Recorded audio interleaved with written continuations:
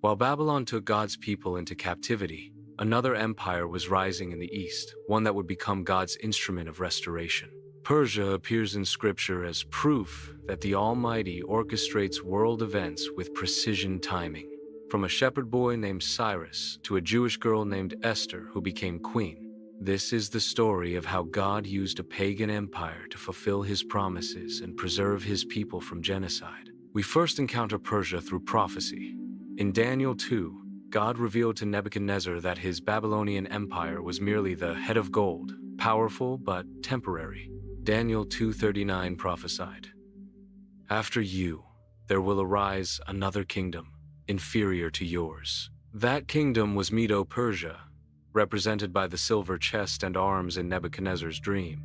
But the most dramatic prophetic moment came in Daniel 5, during Belshazzar's feast.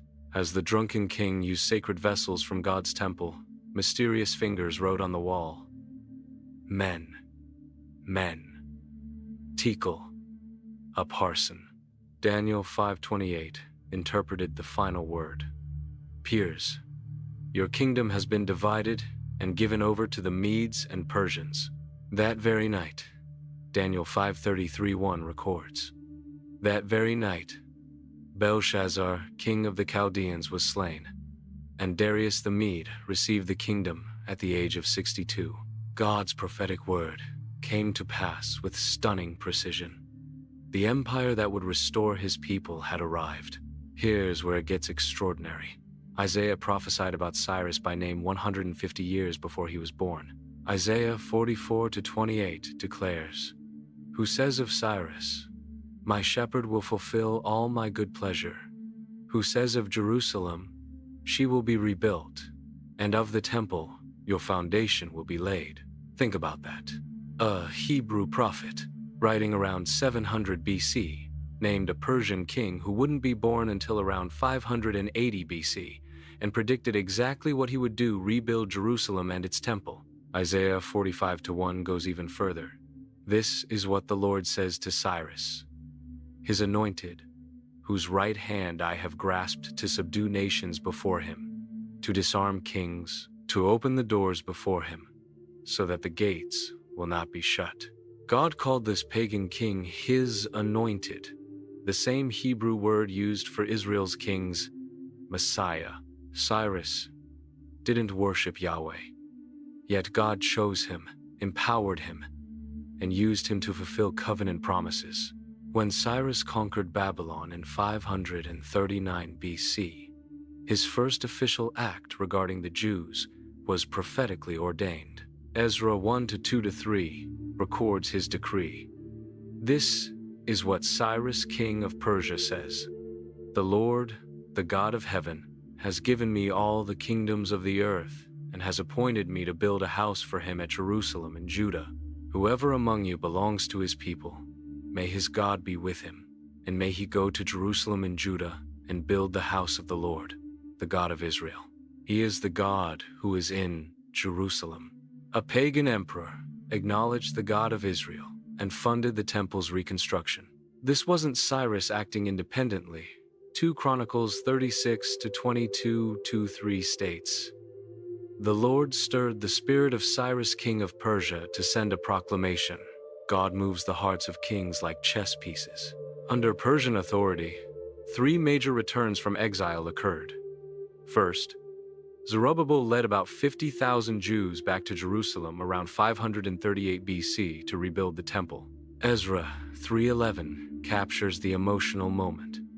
"And all the people gave a great shout of praise to the Lord, because the foundation of the house of the Lord had been laid." But opposition arose.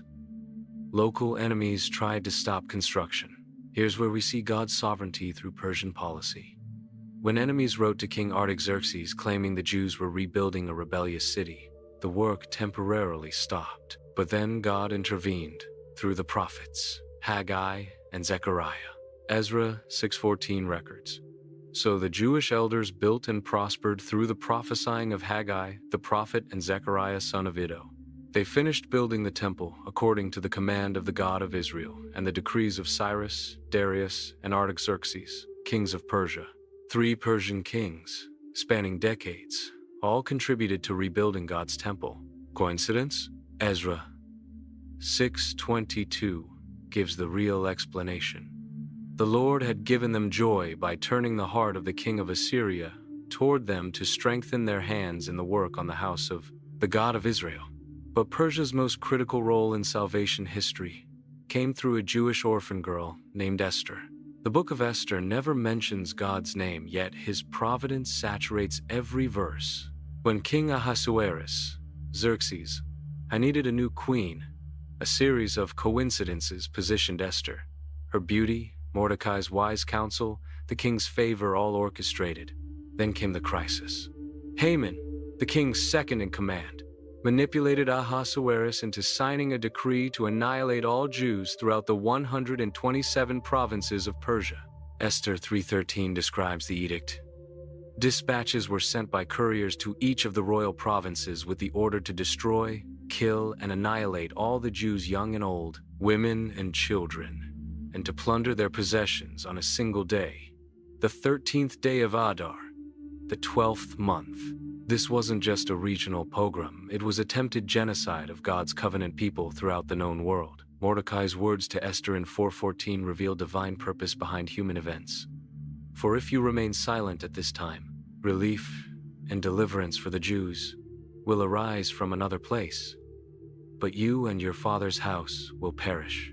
And who knows if perhaps you have come to the kingdom for such a time as this, for such a time as this. God had positioned Esther as queen of Persia precisely for this moment. Through courage, fasting, and wisdom, Esther exposed Haman's plot. The irony is stunning. Haman was hanged on the very gallows he'd built for Mordecai. Esther 7:10 records. So they hanged Haman on the gallows he had prepared for Mordecai. The book of Esther demonstrates God working through seemingly natural circumstances. A king's insomnia, Esther 6:1. A forgotten good deed remembered at the perfect moment.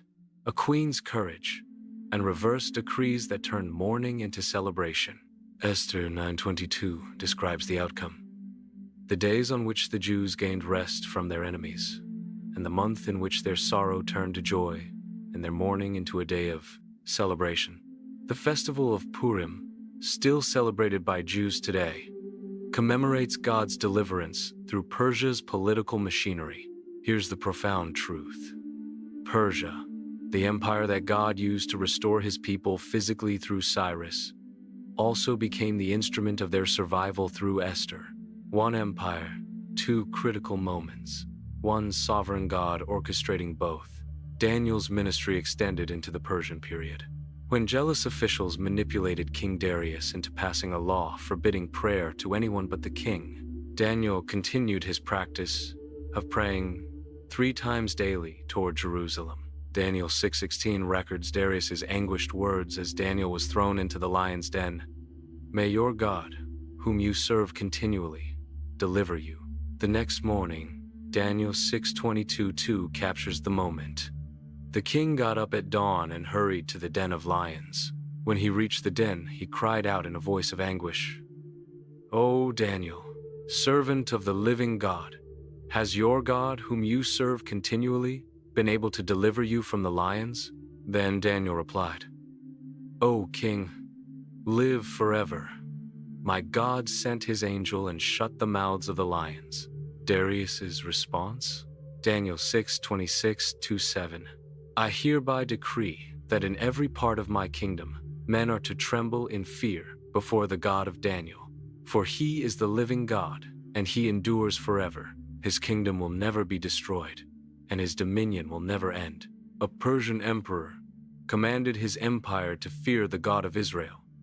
Persia teaches us that God raises up nations for specific purposes in his redemptive plan. While Babylon was the rod of judgment, Persia was the arm of restoration. God's people returned. The temple was rebuilt, and genocidal plots were thwarted, all through a pagan empire whose kings acknowledged Israel's God. For believers today, Persia's message is clear. God positions his people strategically, orchestrates circumstances precisely, and accomplishes his purposes even through secular authorities. Your placement isn't accidental, it might be for such a time as this. Share your thoughts in the comments below. Thanks for watching.